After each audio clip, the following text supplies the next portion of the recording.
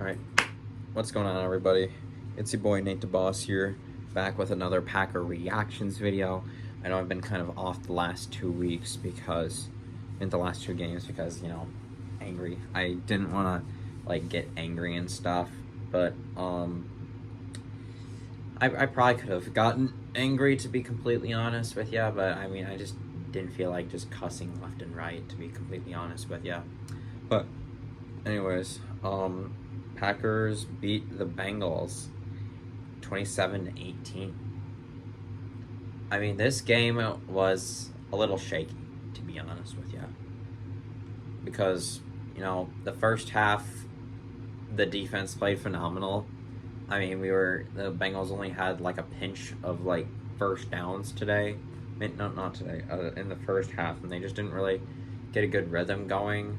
I mean, they almost had 3 points, but thankfully MLF called a timeout to save a 67-yard record-breaking field goal. So, pretty grateful for that. And I definitely think that the D-line the D-line wasn't set. And I think that's part of the reason why MLF called timeout. So that's the one good thing that MLF did today. But on the offensive side of the ball, I just think the decision making, and I think we definitely had a lot of kinks on the first drive. I mean, in the first half, because how do I put it? So the first drive, we throw an interception. Okay, first victory formation. Sorry, I'm watching Sunday Night Football, and the Buccaneers, for once, they actually didn't win a game by 3 points this season. They actually beat the 49ers pretty good, which, I mean, I don't really like when those two teams play because I despise them because they have beaten the Packers in the playoffs in the MLF era. So, yeah, don't like them. But I'd rather see the Bucs win because I just hate the 49ers even more. What was I thinking?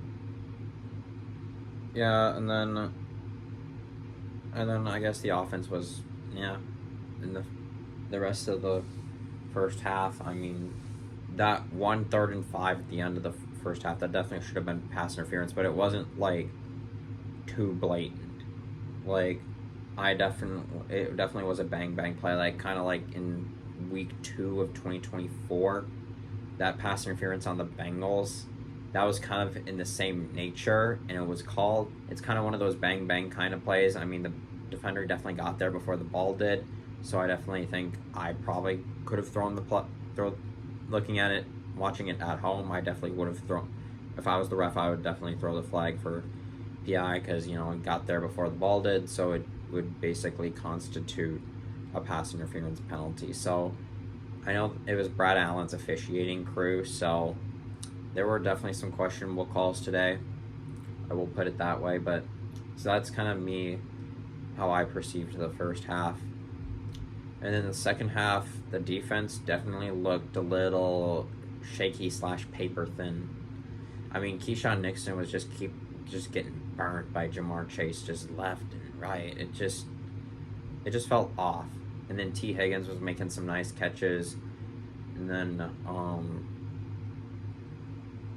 so we gave up a 10-minute drive to start the second half, but the offense definitely really kicked it into high gear. They definitely kicked it into high gear because they're oh shit, the defense is starting to lose their ground, isn't really standing their ground. So I'm glad that the offense didn't collapse for the entirety of the game. They definitely got it together in the second half, so I definitely praise them for that. But I just can't stand that it wasn't a complete game. We just haven't really had a complete game since I guess you can maybe argue the game against the Commanders, but even that, the defense looked really good for 3 quarters, and then they still surrendered 15 points in the fourth quarter. I'm sorry.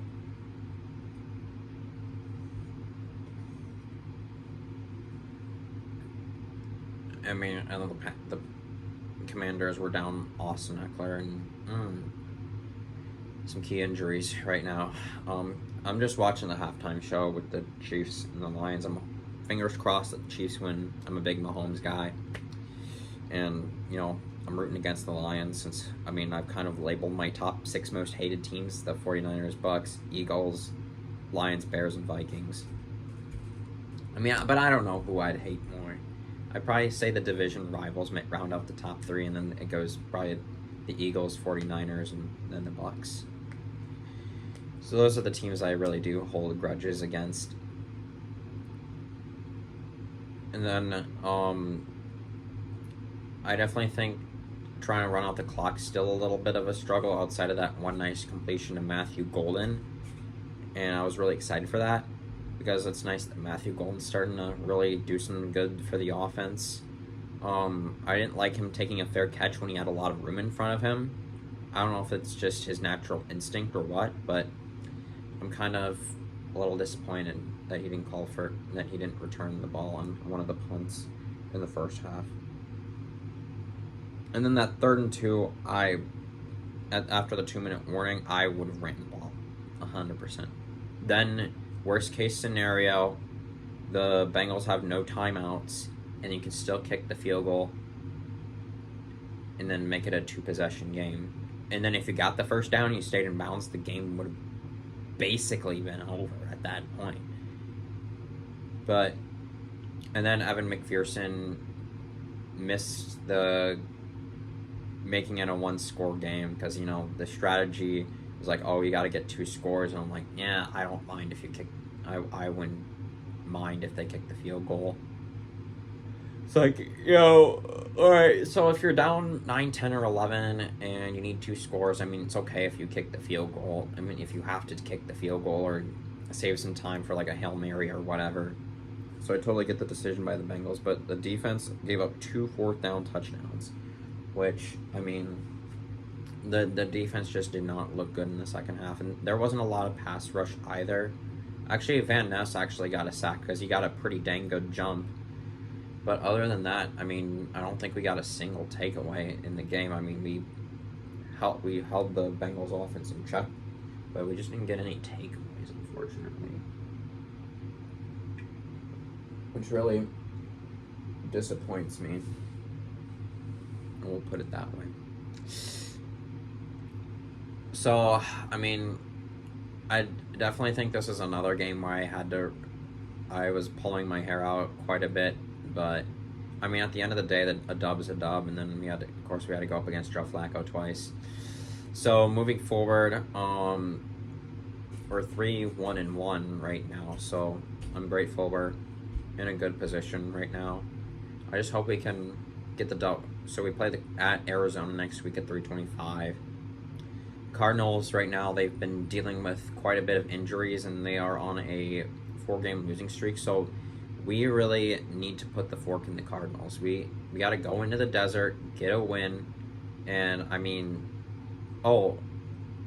will also say, I forgot to mention it in the first half, but some of the play calling was terrible. I think a lot of the passes that the Packers were doing were like at the line of scrimmage or like behind the line of scrimmage. I don't really get the picture behind that.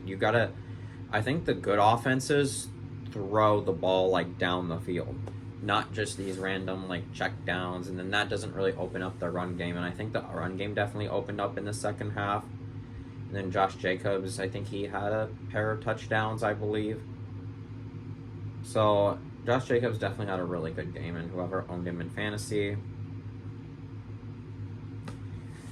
But needless to say,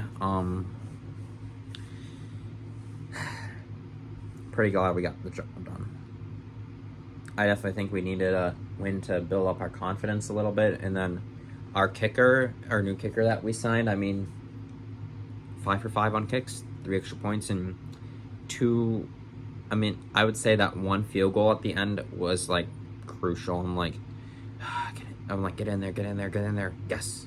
That was what was going through my mind and what I was saying during the game. But grateful for the dub. Just got to go on to next week and clean up the kinks. We just have to keep on playing complete football games. That's what's going to get us the job done, rather than play good on offense and play bad on offense. One side of the ball does well in the first half, and then